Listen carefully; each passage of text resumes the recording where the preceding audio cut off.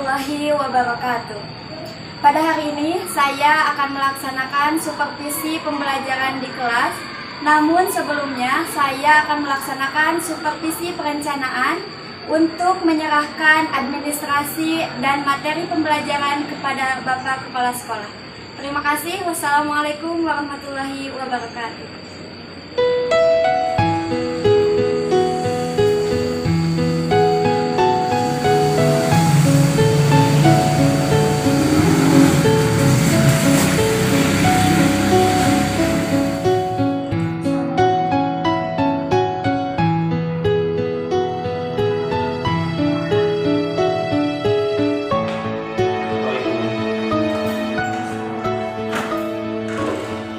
Ada acara apa Bu sekarang?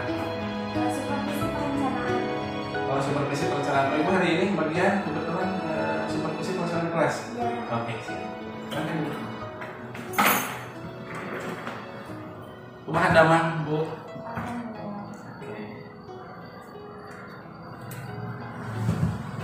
Baik Bu, begini, sebelum pelaksanaan kegiatan supervisi pelaksanaan pembelajaran, saya akan menyampaikan beberapa hal. Ini terkait dengan pengetahuan kita bersama supaya paham apa yang kita lakukan di sini betul-betul berdasarkan ketentuan atau regulasi yang sudah ditetapkan. Yang pertama, sebagaimana yang harus kita ketahui bersama bahwa seorang kepala sekolah harus memiliki kompetensi supervisi. Nah, ini sesuai dengan ketentuan Permendiknas nomor 13 tahun 2007, di mana salah satu di antaranya kompetensi yang harus dimiliki oleh kepala sekolah adalah kompetensi supervisi. Nah, karena itu ini sebagai acuan dasar pertama saya melakukan supervisi kepada semua guru dari kelas 1 sampai 12. Nah, kemudian yang kedua terkait dengan pelaksanaan kita berpedoman kepada KMA, Keputusan Menteri Agama nomor 624 tahun 2021 tentang pedoman supervisi pembelajaran pada madrasah. Kita semuanya mengacu kepada pedoman dimaksud terkait dengan pelaksanaan supervisi pelaksanaan. Kemudian yang ketiga sebagai acuan dasarnya atau dasar hukumnya itu keputusan Direktorat Pendidikan Islam, Direktorat Jenderal Pendidikan Islam nomor 6334 tahun 2021 tentang juknis atau petunjuk teknis pelaksanaan supervisi pada madrasah. Nah, kalau melihat juknis, tahapan yang harus dilakukan oleh kepala sekolah itu ada 3. Pertama, supervisi perencanaan pembelajarannya. Dalam hal ini mungkin Ibu nanti akan memperlihatkan kepada saya sehubungan dengan perencanaan pembelajaran dari semua administrasi yang sudah disiapkan. Kemudian yang kedua, supervisi pelaksanaan pembelajaran. Nah, nanti akan Ibu lakukan di kelas dan sesuai dengan jadwal hari ini berarti saya masuk ke ruang kelas ya untuk mengikuti proses tahapan pembelajaran yang Ibu lakukan. Kemudian yang ketiga adalah setelah Ibu nanti melaksanakan kegiatan maka ada satu kewajiban lagi yaitu supervisi penilaian, melaporkan terkait dengan daya serap yang mungkin tercapai di berapa persen dan sebagainya. Itu saja barangkali bisa kami ya. Nah, jadi semua yang kita lakukan di sini betul-betul memiliki dasar hukum, legalitas formal yang jelas, artinya semua menjadi bagian terpenting dalam melaksanakan tugas. Saya paham ya? Oke. Baik, selanjutnya sehubungan dengan tahapan supervisi perencanaan pembelajaran. Pertama yang ingin saya tanyakan kepada Ibu, materi apa ya berdasarkan hari ini?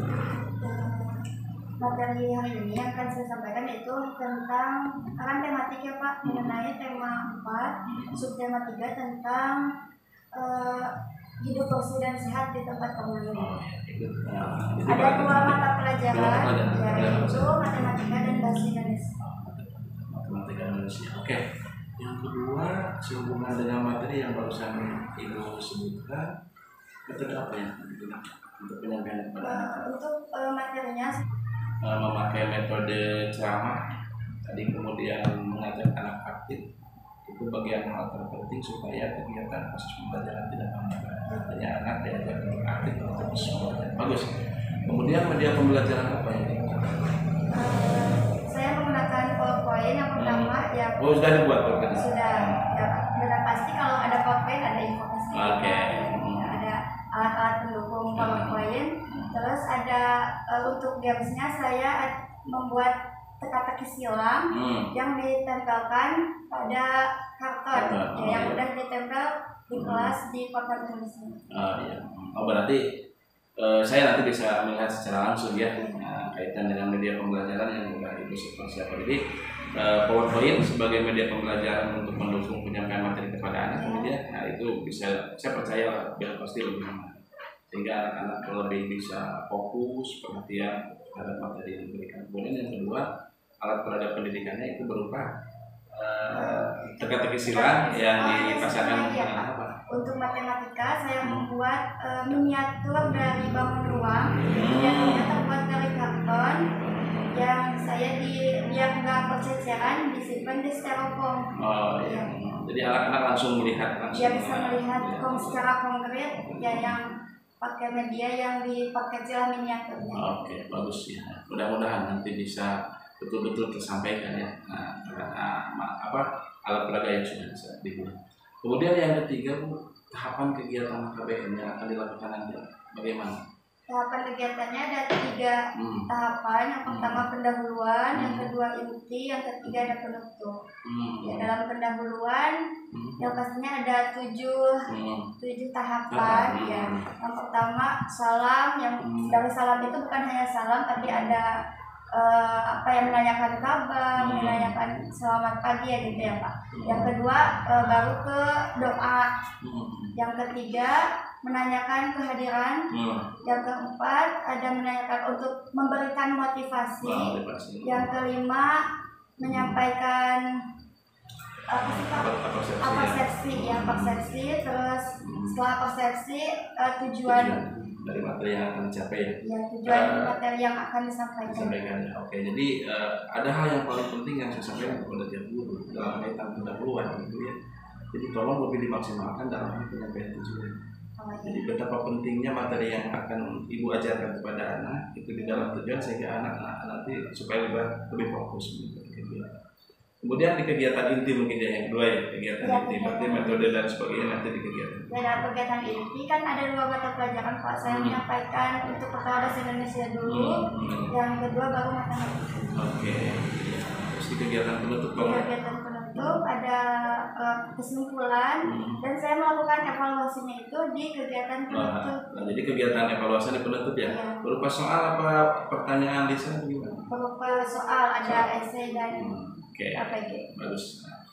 Kemudian tahapan tertulis Bu sekarang ya, kaitan dengan tahapan tertulis mungkin ini administrasi yang termasuk pada salah satu supervisi perencanaan pembelajaran. Pertama ini, lembar pengesahannya Bu.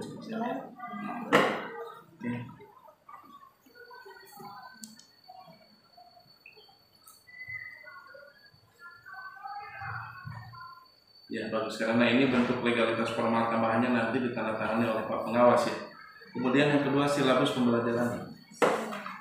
Ya, silabus pembelajaran. Oke.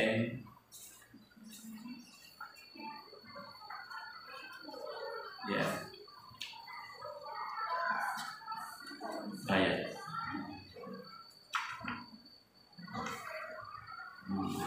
Oke. Oh jadi ya betul ya, materi bahasa Indonesia dan matematika ya, matematika. Oke. Ibu ini kan hanya fotokopian yang dari kelembagaan ya, lembaga sudah menyediakan berupa administrasi yang sudah dijilid secara resmi ya. Ini mah karena memenuhi untuk kegiatan supervisi administrasi kepala sekolah aja ya, yang nanti Ibu akan jilid. Bagus. Kemudian yang kedua, yang ketiga program semesternya. Oh jadi betul ya, ini untuk materi bahasa Indonesia hidup bersih sehat di tempat bermain dan matematika tersaji dalam minggu ketiga bulan November ya, sesuai dengan program semester. Bagus. Kemudian RPP-nya. Nah ini saya nanti lebih mengacu kepada ini Bu. Tolong saya harapkan sesuai dengan RPP, jadi sebagai gambaran kalau RPP itu ya gambaran pelaksanaan kegiatan pembelajaran Ibu di kelas. Dari kaitan tahapan pendahuluan, kegiatan inti, kemudian kegiatan penutup, tolong Ibu ini ikuti dari sininya. Nah ikuti dari sini, jangan sampai ada yang tertinggal diusahakan, gitu ya. supaya materinya betul-betul tersampaikan dan tersaji dengan baik. Bagus Bu. Kemudian jurnal. Ini jurnal. Bu, kalau jurnal ada catatan yang manual kan, yang tertulis ya. Nah, di khusus di buku yang sudah disediakan ya. Nah, ini mah jurnal yang pada saat hari ini Ibu melaksanakan supervisinya. Terus hidup bersih dan sehat di tempat bermain, kegiatan belajar mengajar. Oke, yang sama ini juga tahapan-tahapannya ikuti ya. Kemudian materi pembelajaran. Nah, ini ya materinya.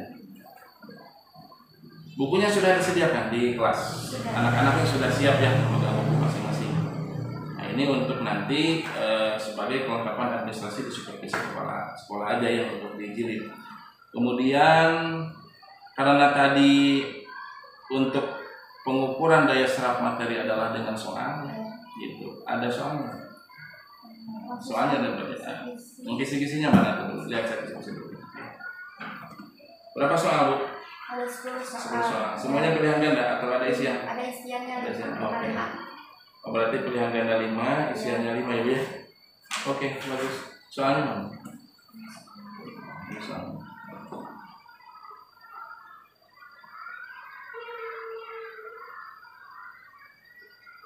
Oke, bagus. Kemudian hasil analisis, format hasil analisis yang mungkin nanti akan diolah oleh Ibu.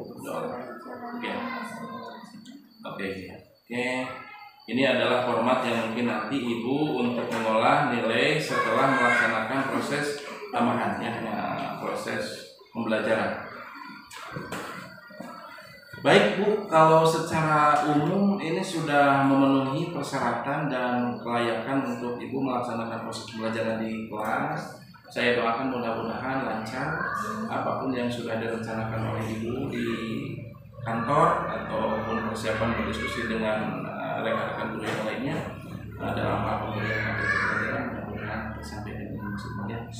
Dan dimohon nanti setelah kegiatan proses pembelajaran selesai, Ibu dihitung daya serapnya, kemudian apakah ada yang mungkin anak yang diremedial karena tidak tercapai dari materi yang disampaikan, dan itu sebagai kewajiban itu nanti.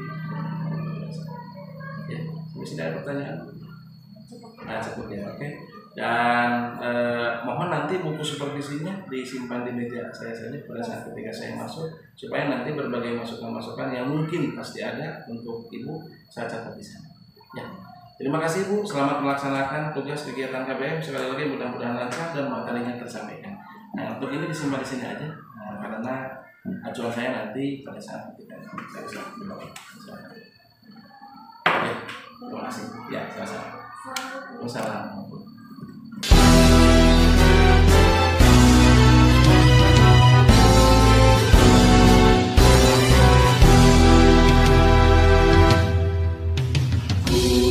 Madrasah pendidik anak bangsa, terus mengabdi tak kenal lelah. Guru madrasah teladan anak negeri, terus berjuang ikhlas dalam beramal.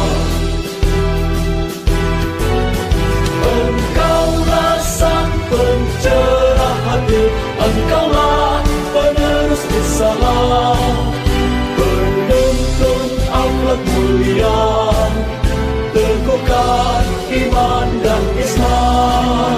Sabar jalani tugas suci, setiap langkah jadi ibadah. Kasih dan sayang selalu tercurah, lahirkan insan berakhlak mulia. Madrasah pendidik anak bangsa, terus mengabdi tak kenal lelah. Guru madrasah teladan anak negeri, terus berjuang ikhlas dalam beramal.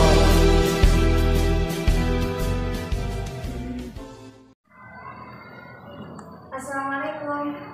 Waalaikumsalam. Ada apa nih? Baik, Pak, hari ini sebagaimana jadwal dari bagian kurikulum, saya kebagian untuk melaporkan hasil evaluasi supervisi pembelajaran pada hari-hari yang lalu. Oh ya, silakan duduk Bu. Oh berarti sesuai dengan jadwal hari ini Ibu Faridah bagian melaporkan hasil penilaian pelaksanaan kegiatan pembelajaran yang pada saat dulu saya mengikuti proses supervisi. Oh berarti Bu memasuki tahap ketiga ya? Tahap ketiga yaitu supervisi penilaian hasil pembelajaran. Oke, siap. Tanyakan kepada Ibu sehubungan dengan setelah selesainya melaksanakan kegiatan pelaksanaan pembelajaran di kelas 2A. Yang pertama, bagaimana pendapat Ibu setelah menyajikan pelajaran dulu? Kenapa saya rasa cukup memuaskan, anak-anaknya juga sangat aktif dalam melaksanakan kegiatan tanya jawab, dalam games juga terutama sangat aktif. Jadi Ibu merasakan ada sesuatu yang memang dirasa cukup maksimal. Oke, bagus Bu. Kemudian yang kedua, apakah proses pembelajaran sudah sesuai dengan yang direncanakan? Saya rasa belum sesuai ya Pak, terutama dalam alokasi waktu yang tidak sesuai tujuan yang terlalu banyak, sementara alokasi waktunya itu sangat sedikit. Jadi berarti ada beberapa tujuan dari yang ingin dicapai tidak tersampaikan gitu ya? Nah, tidak disampaikan secara maksimal mungkin karena memang proses waktu ya. Jadi kaitan dengan pembelajaran tidak sebisa semaksimal mungkin apa yang disesuaikan dalam rencana. Yang ketiga, Ibu dapatkah menceritakan hal-hal yang dirasakan memuaskan pelajaran yang Ibu lakukan? Saya rasa yang sangat berkesan bagi saya, ada anak yang tadinya diam, saya tidak mau untuk maju, tapi pas mungkin karena adanya media yang cukup menarik ya Pak, anak-anak jadi lebih aktif lagi. Yang tadinya itu suka diam aja di kelas gitu kan, sekarang menjadi mau bertanya, mau menjawab, dan mau juga mau maju ke depan gitu Pak. Itu sangat sebuah harapan yang sangat membanggakan bagi saya. Mungkin bisa saja terjadi karena media atau alat peraga yang dibuat ya. Gitu ya. Bisa pertama karena memang poin-poinnya cukup menarik, kemudian yang kedua ada alat media pembelajaran yang dibuat itu ya, yang matematika ya. Mungkin anak bisa saja merespon terhadap alat-alat peraga yang dibuat oleh Ibu ya. Bagus Bu. Kemudian yang keempat Bu, bagaimana perkiraan Ibu mengenai ketercapaian tujuan pembelajaran? Kalau tadi kan Ibu menyampaikan ada beberapa tujuan yang memang secara umum tidak begitu maksimal karena alokasi waktu ya. Nah, sudah dianalisa Bu, kira-kira berapa tujuan yang tidak tercapai secara maksimal? Ada 2 tujuan yang tidak tercapai secara maksimal. Matematika 1 ya, mungkin karena terlalu cepat dalam menyampaikan materi sehingga anak itu tidak menangkap terlalu kurang dalam daya tangkapnya, daya serapnya. Yang kedua, bahasa Indonesianya, mungkin kata-katanya yang kalau kan ada kosakata dan maknanya, mungkin tahu kosakatanya tapi maknanya kurang tahu. Untuk matematika saja berarti. Kalau yang bahasa Indonesia tercapai nggak? Bahasa Indonesia ya. Indonesia 1 untuk matematika 1. Jadi dalam setiap mata pelajaran satu tujuan yang tidak tercapai secara maksimal ya. Tapi secara umum tersampaikan ya, cuma tidak tersampaikan secara maksimal saja mungkin ya. Oke Bu. Kemudian yang kelima, apa sesungguhnya yang ada enggak yang menjadi kesulitan siswa? Yang menjadi kesulitan siswa mungkin yang pertama pada mengenal nama bangun ruang.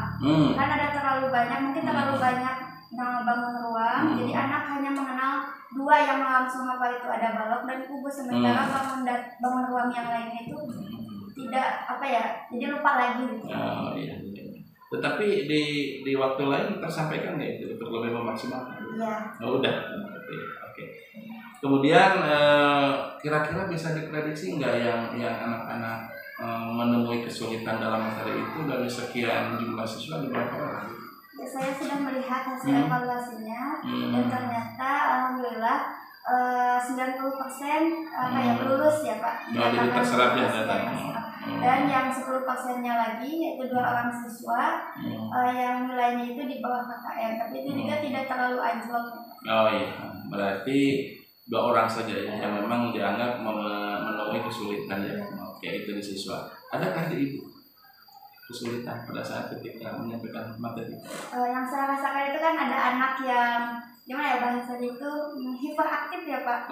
Jadi yang tidak bisa diam. Itu yang di meja paling depan ya? Iya, Itu aduh susah. Sama Bapak itu emang belajarnya mungkin seperti itu karena anaknya hiperaktif, jadi saya agak kesulitan dalam mengkondisikan supaya dia itu tetap fokus ke saya gitu untuk mendengarkan. Tapi saya melihat wajar-wajar aja lah. Pertama karena memang anak kelas 2 ya. Kemudian yang kedua bagaimana kita berpikir ke depan yang hiperaktifnya itu bisa lebih diarahkan kepada hal-hal yang mendukung terhadap tersampaikannya materi. Kita bisa memilih beberapa metode atau strategi pembelajaran ya untuk anak yang hiperaktif itu ya. Gitu. Namanya siapa ya? Habibie ya. Mudah-mudahan otaknya seperti otak Habibie nanti ya karena keaktifannya itu. Baik Ibu, lanjut nih. Dari berapa siswa yang tadi disampaikan kemungkinan ada 2 ya yang memang bisa tidak tercapai secara maksimal dari yang sudah Ibu rencanakan. Kira-kira alternatif untuk mengatasi kesulitan mereka itu gimana sudah dipikir? Kan untuk pertemuan yang ke depan anak diusahakan jangan menemui kesulitan lagi. Kira-kira alternatifnya apa? Mungkin kan ada anak yang misalnya lebih pandainya atau lebih sukanya dalam membaca atau dari ada yang dari harus melihat Pak, dari gambar, video kan beda-beda ya Pak. Jadi mungkin nanti untuk media ini harus lebih bervariasi lagi. Kira-kira yang 2 itu termasuk pada kategori yang memang suka melihat gambar atau memang membaca? Kira-kira menurut analisa itu? Menurut analisis saya lebih ke melihat gambar. Melihat gambar ya, melihat gambar video. Oh iya, berarti kalau misalnya disuruh untuk membaca, mungkin saja terjadi tidak bisa diikuti ya, tidak bisa diikuti. Berarti itu beberapa alternatif sudah mulai Ibu bayangkan ya untuk ke depan. Kemudian selanjutnya Bu, satu hal memang ketika saya ingin menyampaikan dan itu sudah dicatat disampaikan di buku supervisi kepala sekolah. Memang saya memberikan saran untuk ke depan. Kalau memperhatikan waktu, kalau memang waktu hanya saja untuk materi itu 1 jam berarti kan hanya 35 menit, ataupun 2 jam berarti kan 1 jam 10 menit ya perhitungan jam pelajaran. Berarti ketercapaian tujuan itu yang harus disesuaikan. Itu jangan sampai tujuan yang ingin dicapai terlalu banyak, tetapi waktu yang tersedia sedikit gitu ya. Itu hanya masukan yang memang sama. Kalau yang lain-lainnya anak membawa aktif. Anak dibawa aktif. Kemudian materi pembelajaran saya lihat tersampaikan dengan bagus. Ibu kemudian lebih menguasai materi pembelajaran dan itu bagus. Ya. Itu sebagai masukan dari saya saja sih, sedikit hanya dalam hal penentuan waktu ya, disesuaikan dengan tujuan yang ingin dicapai. Oke, satu lagi dengan demikian apa yang akan Ibu lakukan untuk pertemuan berikutnya Bu setelah menemui beberapa hal pengalaman dalam kegiatan supervisi pertama? Mungkin dalam metode dan medianya harus lebih bervariasi lagi untuk mengkondisikan anak yang kurang misal dalam audio, terus ada yang misal lebih dari visualnya, harus daya tanggapnya dari visual. Berarti lebih harus media dan metodenya harus lebih bervariasi lagi. Yang kedua mungkin ada ice breaking ya Pak supaya anak tidak jenuh. Tidak jenuh ya betul. Bagus, kemarin ada beberapa speaking yang saya lihat kemarin cukup bagus juga itu ya untuk lebih memotivasi. Kelihatan anak yang sudah memang buyar konsentrasinya gitu ya bisa dikendalikan lagi gitu. Bagus Bu itu ya. Kemudian yang paling terakhir nih, sebagai bagian daripada testimoni Ibu yang mungkin bisa disampaikan kepada saya, apa hal yang lebih terkesan dalam kegiatan supervisi kemarin? Yang lebih berkesannya mungkin yang tadinya saya kan baru ya Pak di bidang di pendidikan, maksudnya terjun secara langsung gitu. Jadi lebih mengetahui lagi administrasi, mungkin pada administrasi. Terus beda ya Pak antara misal mengajar pas saat kuliah sama terjun langsung, mungkin lebih banyak pengalaman juga lebih banyak kan. Pengalaman adalah guru yang terbaik itu benar ya Pak. Jadi bisa mengambil pelajaran-pelajaran yang tidak bisa ditemukan di bangku kuliah. Baik. Itu banyak ya dampak sisi positifnya ya, secara antara teori di lapangan, antara teori di meja dengan kenyataan di lapangan gitu ya. Adakah sesuatu yang menjadi motivasi untuk lebih baik ke depan setelah kegiatan supervisi kemarin? Jadi motivasinya mungkin dilihat dari yang sudah banyak misalnya guru-guru yang udah yang lain itu sangat bagus ya, saya pun ingin menjadi seperti beliau. Oke. Terima kasih Ibu, berarti tahapan supervisi bagi Ibu sudah betul-betul terlaksana, baik dari mulai perencanaan, pelaksanaan, dan evaluasi nilai. Tinggal 2 tahap lagi sesungguhnya. Yang pertama refleksi nanti. Nah, kita agendakan, saya nanti berbicara dengan bidang kurikulum karena memang harus memberikan berbagai masukan dari guru-guru yang lain. Kemudian yang kedua, pasti lembaga memberikan penghargaan bagi guru yang memang perlu mendapatkan penghargaan dari kegiatan supervisi. Mudah-mudahan Ibu. Nah, gitu ya. Pesan saya tetap semangat, kemudian teruslah menjadi guru penggerak dari ilmu-ilmu pedagogiknya supaya menjadi guru yang berkualitas sehingga lulusan-lulusan yang dicikalagen menjadi lulusan siswa-siswa yang berkualitas dan berbaik sehingga sesuai dengan tujuan yang diharapkan. Anak yang berprestasi, gurunya pun berprestasi. Terima kasih Bu, selamat melaksanakan tugas selanjutnya. Ini dalam Ya, sangat. Assalamualaikum. Wassalamualaikum.